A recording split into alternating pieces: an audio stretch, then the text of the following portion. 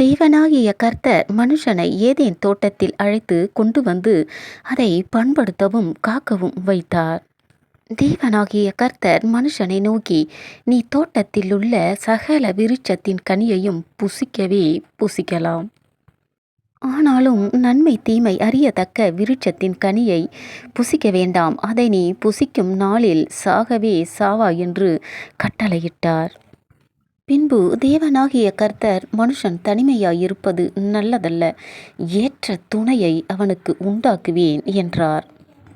தேவனாகிய கர்த்தர் வெளியின் சகலவித மிருகங்களையும் ஆகாயத்தின் சகலவித பறவைகளையும் மண்ணினாலே உருவாக்கி, ஆதாம் அவைகளுக்கு என்ன பேரிடுவான் என்று பார்க்கும்படி அவைகளை அவனிடத்தில் கொண்டு வந்தார். அந்தந்த ஜீவனுக்கு ஆதாம் எந்தெந்த பேரிட்டானோ அதுவே அதுக்கு பேராயிற்று.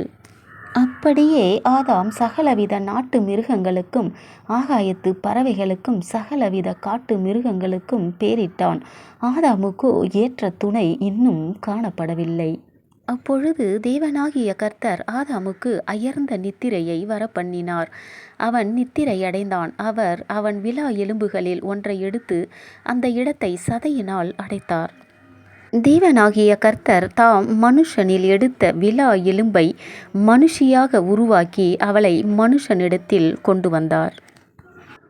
அப்பொழுது ஆதாம், இவள் என் எலும்பில் எலும்பும் என் மாம்சத்தில் மாம்சமுமாய் இருக்கிறாள். இவள் மனுஷனில் எடுக்கப்பட்டபடியினால் மனுஷி எண்ணப்படுவாள் என்றான். இது நிமித்தம் புருஷன் தன் தகப்பனையும் தன் தாயையும் விட்டு தன் மனைவியோடே இசைந்திருப்பான், அவர்கள் ஒரே மாம்சமுமாய் இருப்பார்கள்.